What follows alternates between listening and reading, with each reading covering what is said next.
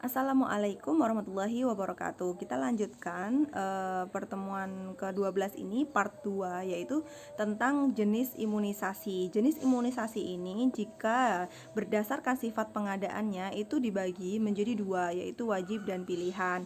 Yang wajib inilah yang tadi saya singgung dari awal di part 1 ya, bahwa wajib imunisasi dasar lengkap. Nah, imunisasi dasar lengkap ini adalah pada di bayi umur 0 sampai 1 tahun. Kemudian ada imunisasi dasar lanjutan yang nantinya itu sepertinya memang wajib ya. Wajib ini masuk ke wajib ini berarti ada sebagian yang dibiayai pemerintah dan ada sebagian yang memang mungkin hanya subsidi dari pemerintah.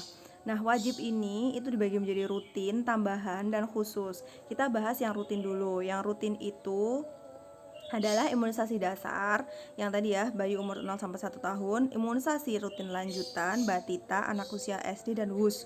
WUS itu singkatan dari wanita usia subur. Jadi ketika Anda sudah menstruasi, maka Anda sudah wajib melakukan imunisasi rutin lanjutan ini. Nah, selain dari imunisasi rutin, yang wajib adalah imunisasi tambahan. Contohnya adalah crash program atau imunisasi-imunisasi yang sifatnya adalah program dari pemerintah.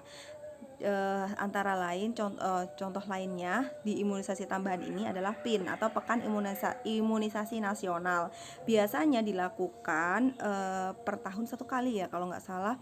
Itu contohnya adalah polio atau tetes polio itu yang di anak-anak semuanya wajib mendapatkan, baik dia yang imunisasi dulunya atau yang enggak, karena polio ini sangat merugikan sekali ya.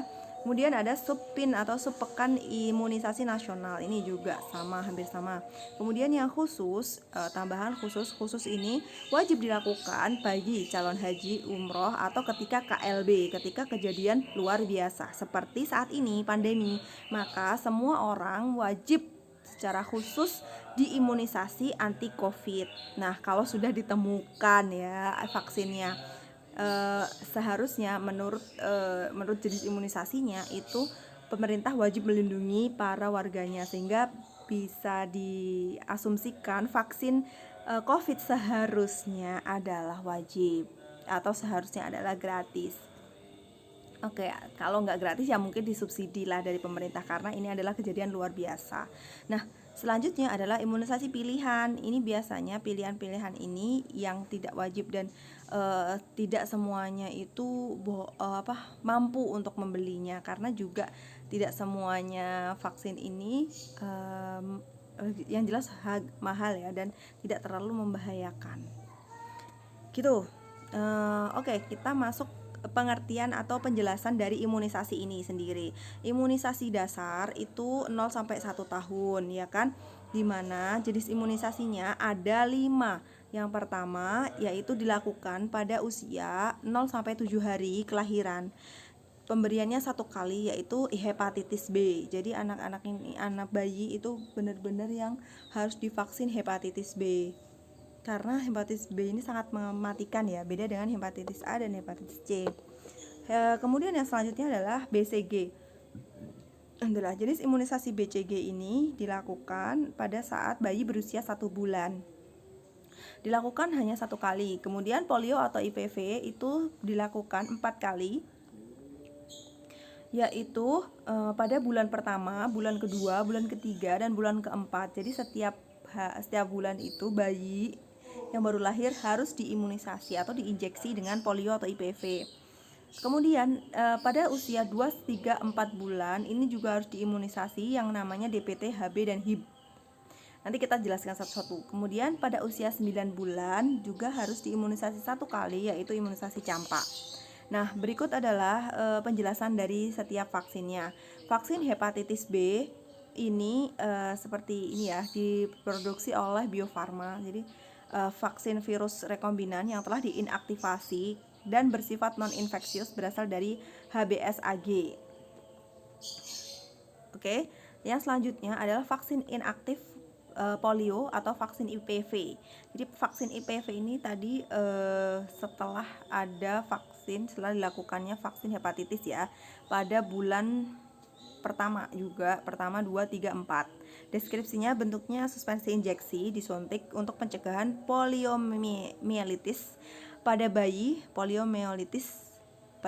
dan anak, imunokompromis, kontak di lingkungan keluarga, dan pada individu di mana vaksin polio oral menjadi kontraindikasi. Kemudian vaksin polio oral ini diberikan pada usia 2, 3, 4. Itu untuk memberi kekebalan aktif terhadap polio. IPV ya.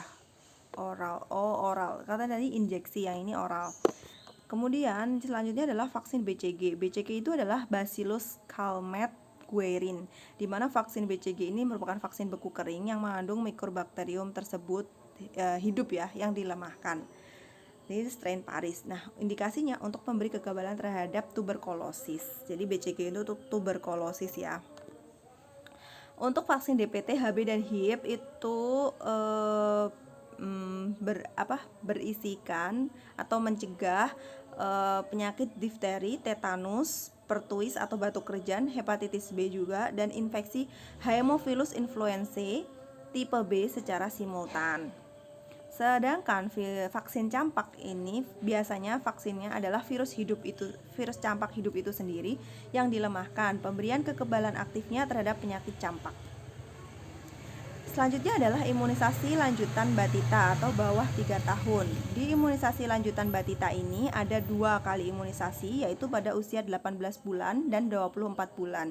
Jadi ketika anak berusia 1,5 tahun itu dapat lagi DPT HB HIV lagi 1 kali, dan pada usia 2 tahun adalah campak lanjutan.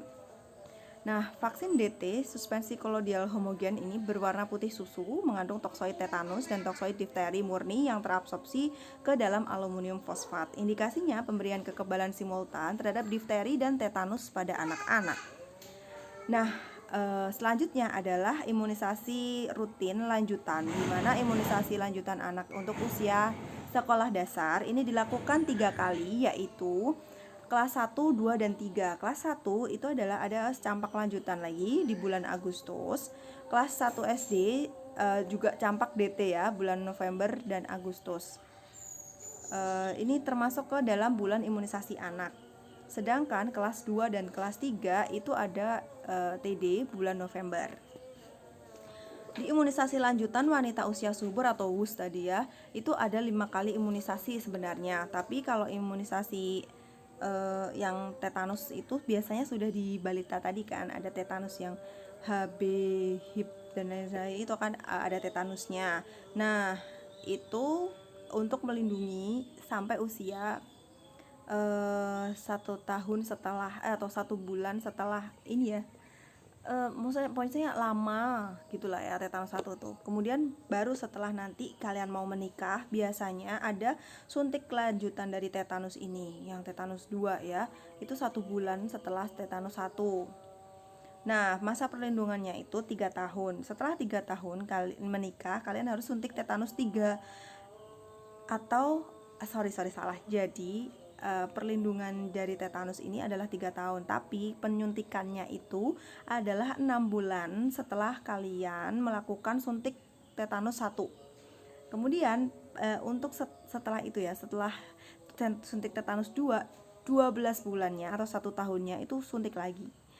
Itu perlindungannya sampai 10 tahun. Kemudian 1 tahunnya lagi setelah tetanus 3, biasanya kalian juga harus tetanus 5 lagi, yaitu 12 bulan.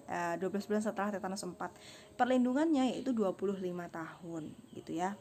Kenapa harus suntik tetanus ini? Karena wanita usia subur ini sangat rentan terkena tetanus.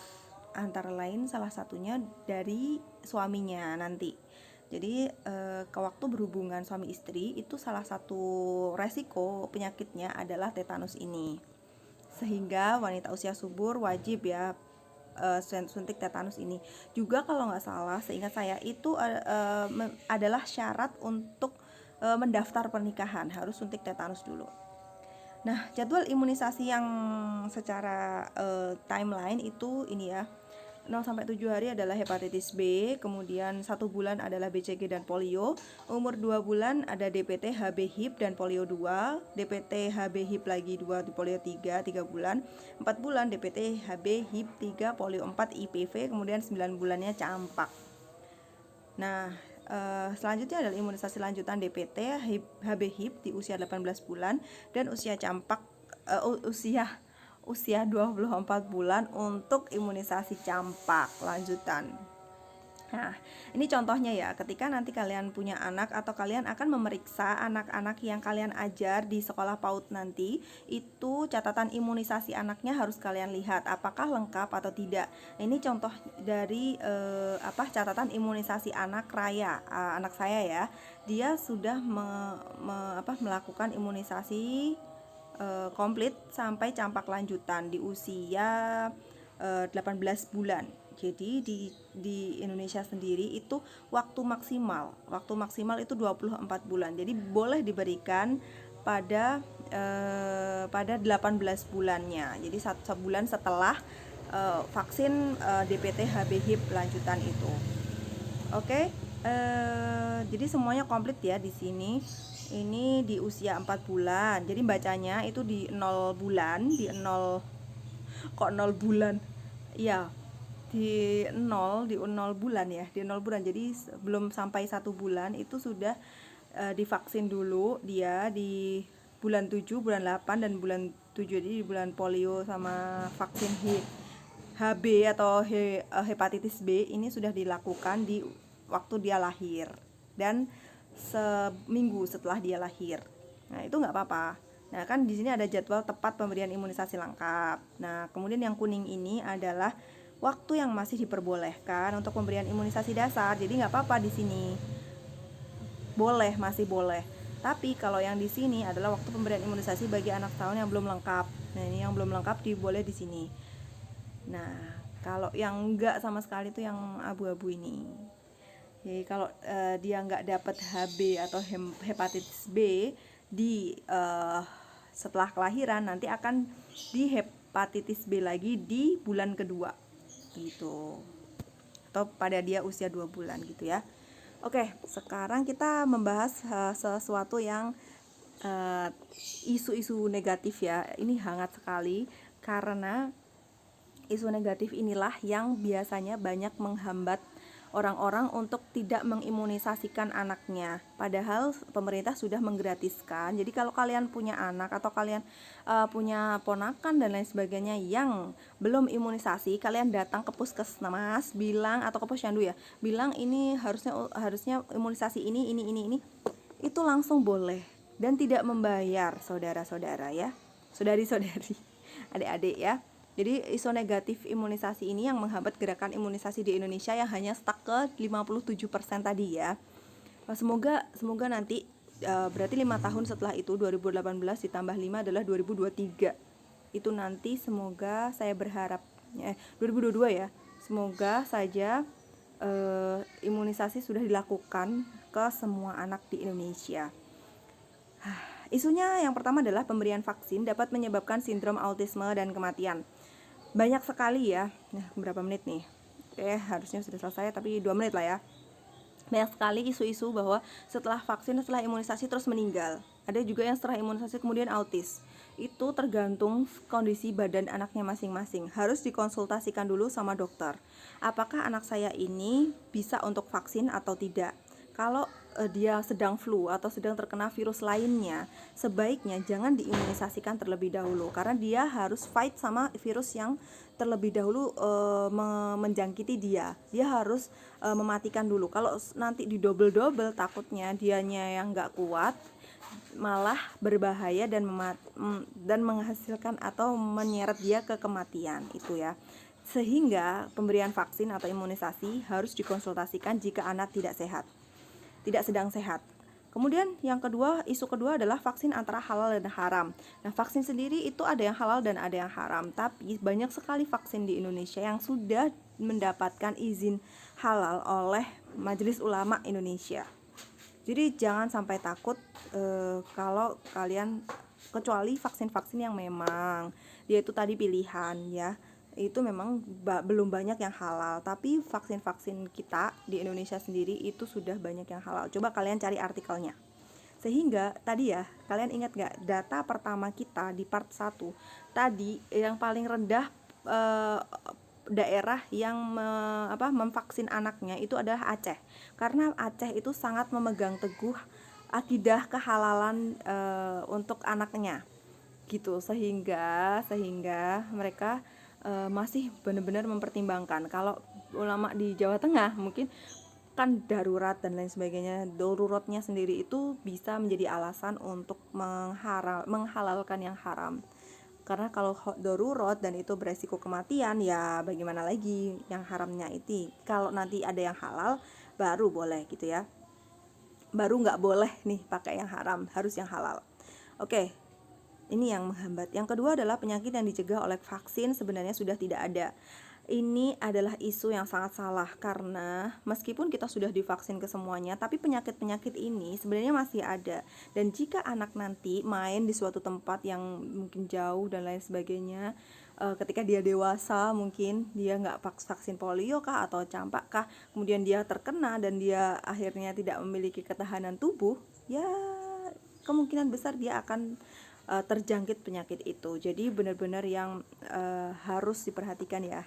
Tidak, jadi penyakit ini masih ada sampai sekarang. Nanti pun nasnya di Quran, semua dunia ini akan lebih berbahaya untuk ditinggali oleh manusia karena banyak sekali penyakit, sehingga nanti akan ada kiamat gitu kan. Kemudian yang ketiga, isu negatif imunisasi adalah vaksin ini disebut-sebut sebagai konspirasi untuk melemahkan anak bangsa, dan nyatanya enggak. Negara-negara maju seperti Prancis, Amerika dan lain sebagainya itu semuanya pakai vaksin dan mereka memiliki kekebalan tubuh yang lebih baik gitu. Sehingga tidak ada keraguan untuk konspirasi melemahkan anak bangsa ya. Nah, yang terakhir ini adalah vaksin buatan Indonesia diragukan. Ini juga kurang setuju saya karena menurut berita vaksin-vaksin di Indonesia ini berasal dari Bio Farma, dan Bio Farma ini sudah diakui oleh WHO. Dan juga vaksin Indonesia itu digunakan oleh 36 negara lainnya, dan itu semua berhasil. Dan jangan takut ya bahwa vaksin Indonesia ini diragukan. Oke. Mungkin di daerah kalian apa? Karena ada nggak? Mungkin kalian bisa tulis di komen, ada nggak di sekitar kalian yang tidak vaksin dan kemudian kenapa alasannya? Oke. Jika tidak ada yang tidak vaksin, berarti di situ apa faktornya gitu ya. Kalian tulis di komen, saya tunggu. Terima kasih. Wassalamualaikum warahmatullahi wabarakatuh.